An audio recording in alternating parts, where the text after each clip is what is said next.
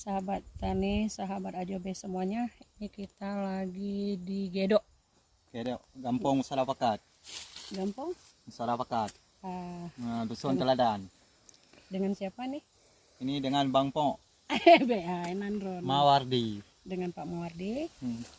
Beliau pernah merawat tanaman cabai yang udah kena penyakit kemarin ya.